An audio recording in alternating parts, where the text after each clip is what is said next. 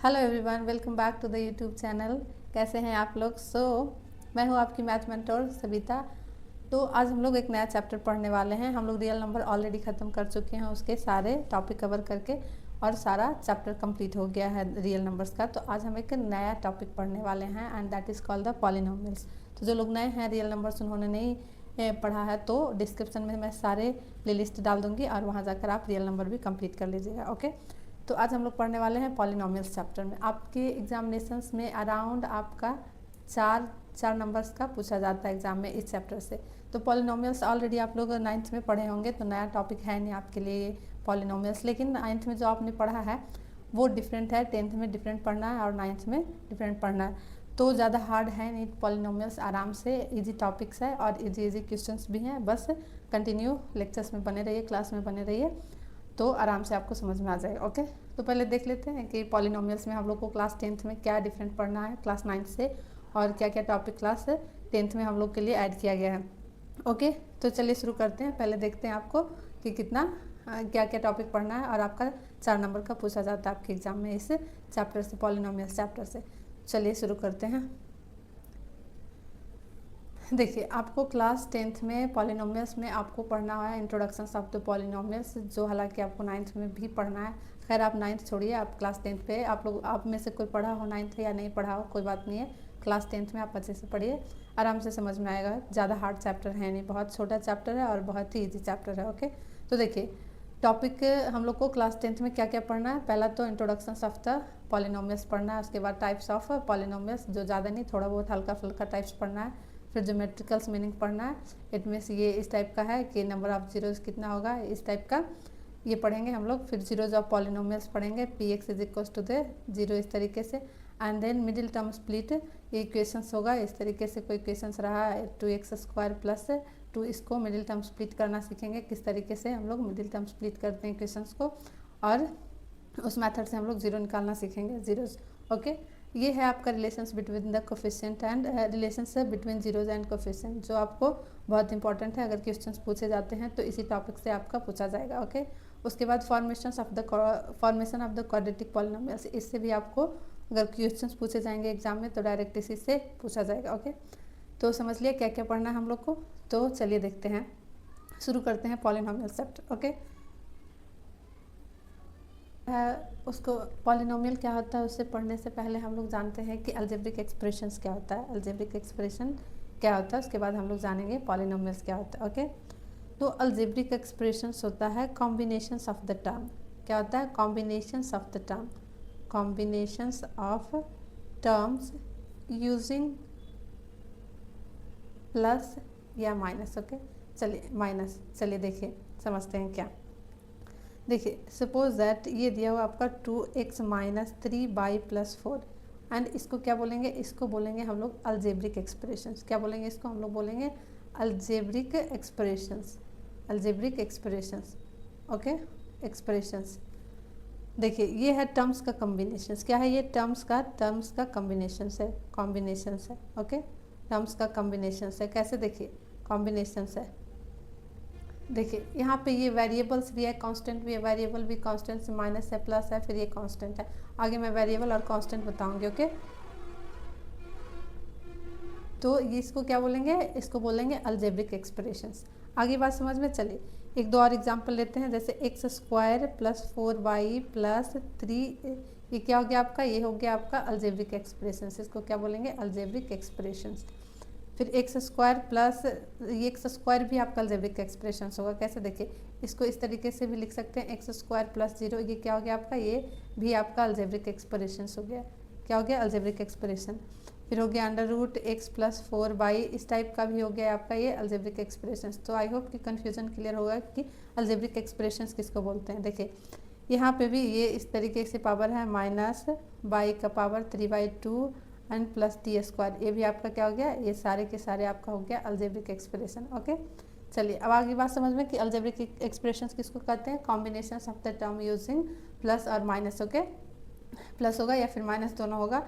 Okay, चलिए तो इसको बोलते हैं क्या? इस फॉर्म में जब भी रहेगा आपको तो ये क्या हो गया आपका? ये हो गया आपका अलजेब्रिक एक्सप्रेशंस। ओके, तो एक नंबर में आपका आ सकता है इस तरीके से दिया रहेगा, तो इस तरीके से दिया रहेगा क्वेश्चंस में, और चूज़ करने का रहेगा कि क्या है ये अलजेब्रिक एक्सप्रेशंस क्या होता है, तो आप लोग कर लीजिएगा। ओके, तो आगे चलते हैं, देखते हैं आगे पढ़ते हैं पॉलिनोमियल्स क्या होता है। ओके, पहले पढ़ते हैं पॉलिनोमियल से पहले कांस्टेंट एंड वेरिएबल्स पढ़ते हैं। कांस्टेंट किसको कहते हैं और वेरिएबल्स किसको कहते हैं। ओके, वेरिएबल्स मीन्स क्या होता है, वेरिएबल्स मीन्स होता है आपका, वेरिएबल्स मीन्स होता है जिसका वैल्यू चेंज होता रहे, जिसका वैल्यू क्या होता रहे, चेंज होता रहे, वैल्यू चेंज होता रहे, उसको हम लोग बोलेंगे वेरिएबल्स। ओके, इसके एग्जांपल्स देखिए, ऐसे तो देखिए इसका एग्जांपल्स आप देखिए, इस तरीके से मैं इसका एग्जांपल देना चाहती हूँ। देखिए suppose that x is equals to the 1 है, x minus 2 is equals to the 0 है, and x is equals to the x minus 4 is equals to है। ओके, चलिए अब x का यहाँ पे वैल्यू निकालेंगे तो यहाँ का वैल्यू 1 हो जाएगा, और यहाँ पे x की वैल्यू 2 हो जाएगी, और यहाँ पे x की वैल्यू 4 हो जाएगी। तो देखिए यहाँ पे x की वैल्यू चेंज हो रही है, यहाँ पे 1 है, यहाँ पे 2 है, और यहाँ पे 4 है। तो ये वेरिएबल्स का क्या हो गया, वैसी वैल्यू जिसकी वैल्यू चेंज होती रही उसको वेरिएबल कहते हैं। ओके, अब जानते हैं कांस्टेंट किसको कहते हैं। कांस्टेंट किसको बोलेंगे, कांस्टेंट बोलेंगे वैसी वैल्यू जिसकी वैल्यू चेंज नहीं होता होगा, मीन्स जिसका वैल्यू फिक्स हो, मीन्स जिसका वैल्यू फिक्स हो। ओके, वैल्यू फिक्स हो। देखिए कैसे, जैसे सपोज दैट टाइम के साथ भी उसका वैल्यू चेंज ना हो। सपोज दैट कल अगर कांस्टेंट मीन्स क्या होता है, जिसका वैल्यू फिक्स हो उसे कांस्टेंट वैल्यू कहते हैं, जिसकी वैल्यू चेंज ना हो उसको कांस्टेंट बोलेंगे। सपोज दैट कोई नंबर ले लेते हैं, 2 ले लिया, 3 ले लिया, 4 ले लिया, या पाई ले लिया, तो इसका वैल्यू कल भी 2 रहेगा, आज भी 2 है, और आने वाले टाइम में भी इसको 2 ही बोलेगा। ओके, तो इसका वैल्यू चेंज नहीं हो, जिसका वैल्यू फिक्स हो वो वैल्यू, उस वैल्यू को हम लोग कांस्टेंट कहते हैं। ओके, तो आगे बात समझ में, कांस्टेंट और वेरिएबल्स क्या होता है। ओके, तो चलिए अब देखते हैं कि पॉलिनोमियल्स किसको कहते हैं। ओके, पॉलिनोमियल्स किसको कहते हैं। देखिए, polynomials a special form of algebraic expression in which variable has the whole power as its a power. देखिए चलिए समझते हैं, इसका प्रॉपर डेफिनेशन हो गया पॉलिनोमियल्स का, इसको मैं समझाती हूँ अच्छे से। चलिए पॉलिनोमियल्स को आइडेंटिफाई कैसे करेंगे, पहचानेंगे कैसे। ओके, चलिए देखिए, वेरिएबल्स के पावर में होल नंबर होना चाहिए। क्या होना चाहिए, वेरिएबल्स के जो पावर होते हैं, वेरिएबल्स अभी मैं बताती हूँ, वेरिएबल्स के पावर में क्या होना चाहिए, आपके होल नंबर होने चाहिए, में होल नंबर्स होना चाहिए। देखिए कैसे, होल नंबर होना चाहिए। होल नंबर क्या होता है आपका, होल नंबर आपका हो जाता है 0, 1, 2, 3, रियल नंबर में आप लोगों ने पढ़ा होगा। ओके, ये हो गया। चलिए ये क्या हो जाता है, वेरिएबल्स, इस तरीके से आप इसको लिख सकते हैं। देखिए वेरिएबल्स के पावर में आपका होल नंबर होना चाहिए, ये हो गया आपका पॉलिनोमियल्स हो गया।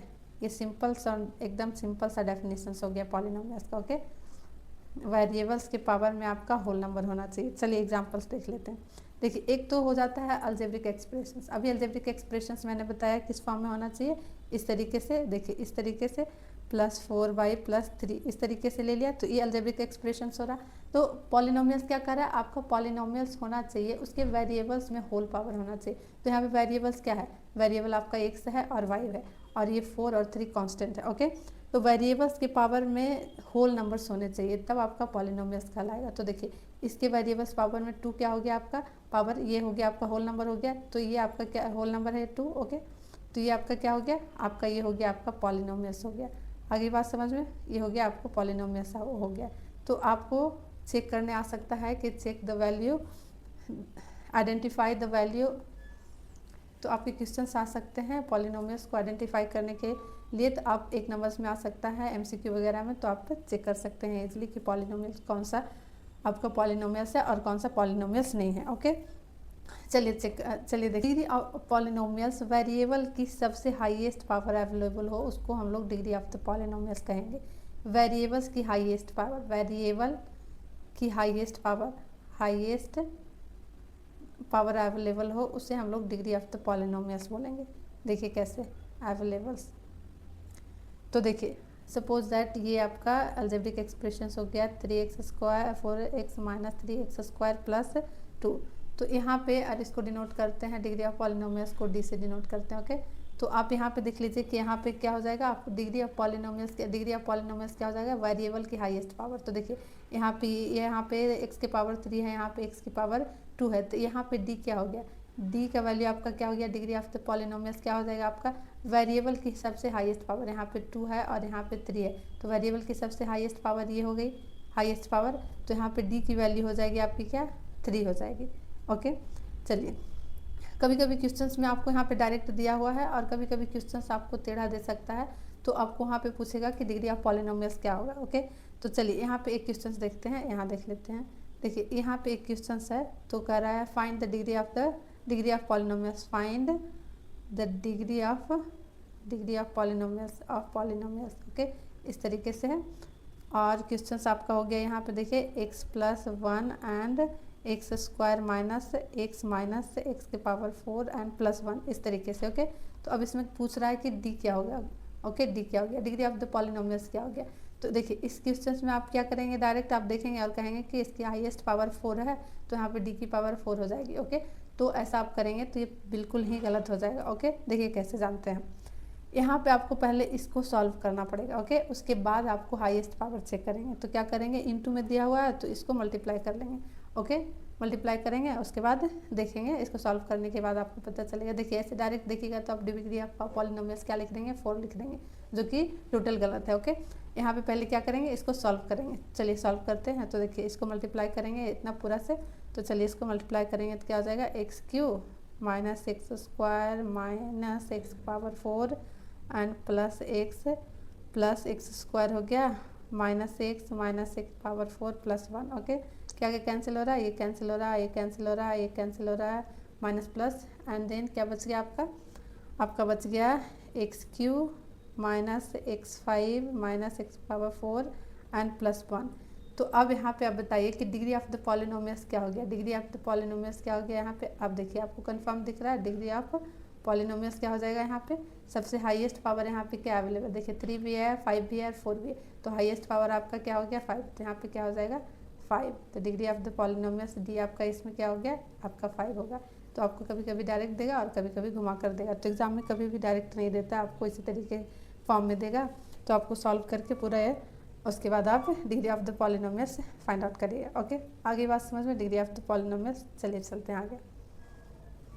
General form of the polynomials क्या होता है, देखिए px = हो जाता है आपका general form of the polynomials हो जाता है ax + b, ये आपका जनरल फॉर्म हो जाता है। ओके पॉलिनोमियल्स का तो जनरल फॉर्म हो जाता है। ओके तो जानते हैं ये px का मतलब क्या होता है। ओके चलिए px का मतलब क्या होता है, इस तरीके से आपको इस तरीके से दिया रहेगा, तो इसका मतलब क्या होता है पहले देखते हैं। इसका मतलब इस तरीके से दिया रहता है, तो इसका मतलब क्या हुआ, इसका मतलब हो गया पॉलिनोमियल्स इन वेरिएबल एक्स। ओके पॉलिनोमियल्स इन वेरिएबल एक्स, पॉलिनोमियल इन वेरिएबल एक्स। देखिए आपको बहुत ही इनिशियल से समझाऊंगी, अगर आपको इस टॉपिक के बारे में कोई भी आइडिया नहीं है तो पर भी आपको एकदम अच्छे से समझ में आएगा। ऐसा आएगा समझ में कि आपको कभी भी इस चैप्टर्स में आप कभी भूल ही नहीं सकते, आफ्टर 10th भी बहुत अच्छे से आ जाएगा समझ में, क्योंकि मैं बहुत ही रूट से लेकर चल रही हूँ। ओके तो ये देखिए पॉलिनोमियल्स इन वेरिएबल एक्स। ओके और ये क्या हो जाएगा, पॉलिनोमियल्स इन वेरिएबल क्या हो जाएगा, वेरिएबल बाई। ओके आगे बात समझ में, बाई। और ये क्या हो जाएगा, पॉलिनोमियल्स इन वेरिएबल